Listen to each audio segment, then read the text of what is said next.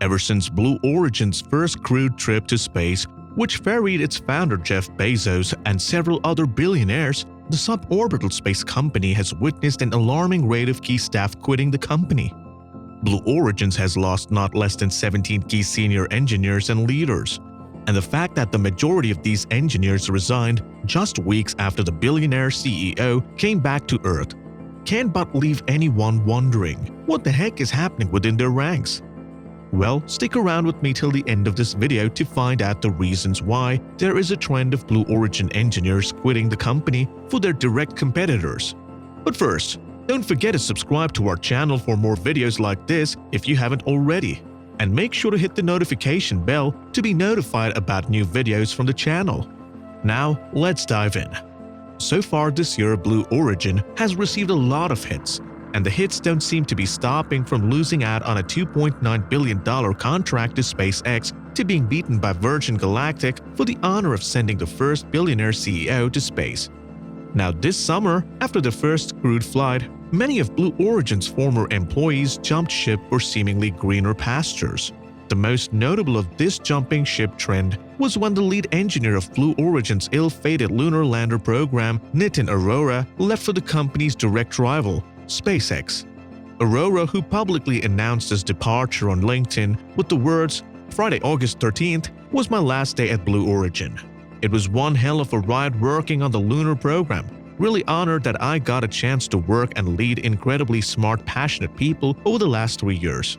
Special thanks to everyone who I worked with daily. I will miss you all." Next up, SpaceX.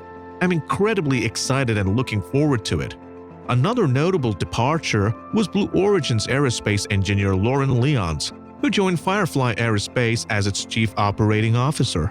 The rest of the engineers who resigned are BE-4 controller lead integration and testing engineer Jack Nelson, BE-7 avionics hardware engineer Aaron Wong, rocket engine development engineer Jerry Hudak, propulsion engineer Rex Gu, senior HLS human factors engineer Rachel Foreman, senior propulsion design engineer Dave Sanderson, and New Shepard lead avionics software engineer Huang Guo. The loss in staffing was not only limited to engineer, and there were departures in the managerial ranks too. According to CNBC, they included New Shepard Senior Vice President Steve Bennett, National Security Sales Director Scott Jacobs, Chief of Mission Assurance Jess Ashby, Nucleus Senior Financial Manager Bill Scamell, and Newglen First State Senior Director Todd Beigist. It also included Senior Manager of Production Testing Christopher Payne, New Shepard Technical Project Manager Nate Chapman. No matter how lightly the space company wants to brush them off, those are some significant losses in staffing, especially with most of the Blue Origin's engineers moving to SpaceX after losing the NASA HLS contract to them. It's pretty embarrassing. The question on your mind now is, what is so terrible about working for Blue Origin that has folks leaving the company in droves? They're probably not just anyone's reason why, as there seems to be a few key factors at play. First, the most noticeable reason has to be the reputation of the company in recent times. Blue Origin and even its founder Bezos constantly attracted negative press with highly public spats with both their competitors, NASA, and even the US government. Starting with the less than polite infographic published by Blue Origin comparing the company's suborbital spaceship New Shepard against Virgin Galactic suborbital ride called Spaceship Two. This publication can be easily labeled as antagonistic rather than competitive. And the latest additional infographics continue to poke at other space companies, like the latest one, which the space company published on its website called Elon Musk's SpaceX Starship deep space vehicle immensely complex and high risk. We're not sure regarding the aim of Blue Origin's aggressive PR, but it certainly has not earned it any favors from the public and, most importantly, the space community. Consequently, it could be that the talents in Blue Origins are embarrassed to be associated with this negative PR their company is generating. And if Reddit posts about Blue Origin are to be believed, it seems to be a valid reason why employees are jumping ship. As a Reddit user who claims to be an employee of Blue Origin wrote about the infographic, "I have not met a single one who does feel this way." The post reads, "In fact, most of us are rather disgusted and embarrassed to be represented in this manner." Apart from this distasteful infographics, the company conducted after losing NASA HLS The Human Landing System Award contact to SpaceX is even more embarrassing. As Blue Origin and Dynetics were unsatisfied with NASA's decision, both filed protests in the U.S. Government Accountability Office. Both protests were subsequently denied by the office. Jeff Bezos, the company's founder, went an embarrassing step further by writing an open letter to Bill Nelson, the NASA administrator, stating why Blue Origin should have won the HLS contract, and also hinted that the selection process wasn't properly conducted. Bezos, not getting his desired reaction, persisted further by having Blue Origin file a lawsuit in the Court of Federal Claims against NASA over the selection, citing what the company describes as NASA's unlawful and improper evaluation of proposals submitted under the HLS option ABAA, according to Space News. This petty persistence to overturn NASA's decision on the HLS contract is being frowned upon by the space community, and seems to be a pretty valid reason for a significant loss in employees.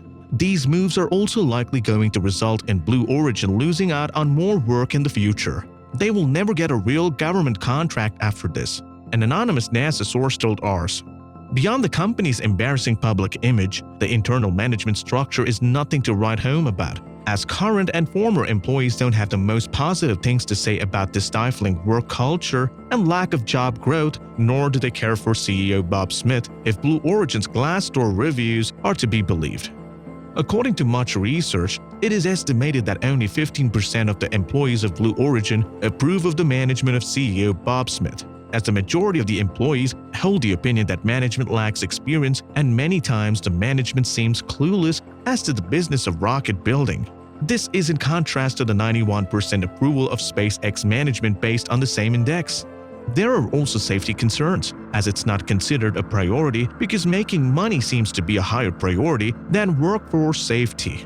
This has caused a disconnect of the management from the workforce, as they are not receptive to employees' requests for work flexibility and safety awareness. An employee of the suborbital space company had this to say: "I was happy to work there, but I'm totally disappointed in the work culture, horrible management, and lack of direction. Also, there is a lack of advancement opportunities within the company, as management is usually promoted from within, which places priority on office politics rather than competence." These undoubtedly are concrete reasons why most Blue Origin engineers are quitting the company and joining SpaceX. Blue Origin's top management fails to acknowledge the fact that resignations are a trend and appears to be unfazed by recent developments. In fact, they insist that Blue Origin has grown by 850 people in 2020 and has grown to another 650 so far in 2021. According to a company spokesman, in fact, we have grown almost 4 times in the last 3 years. To calm this internal turmoil with the company, Blue Origin has suspected to have deployed a $10,000 incentive to supposedly celebrate the milestone of sending their founder and 3 other crew members successfully into space. This monetary gesture by the company has been said to be a sort of bribery to help entice their talent to stay in light of the numerous resignations. However, the company claims that this cash bonus was a way of them saying thank you to the employees for achieving the milestone.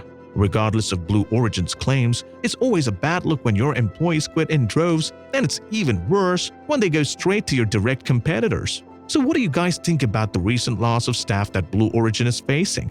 Do you think this rightly deserved consequence of the company's activities? Or is it the space community a little too critical of Blue Origin and its founder? Let us know your thoughts in the comment section, and don't forget to like this video if you enjoyed it.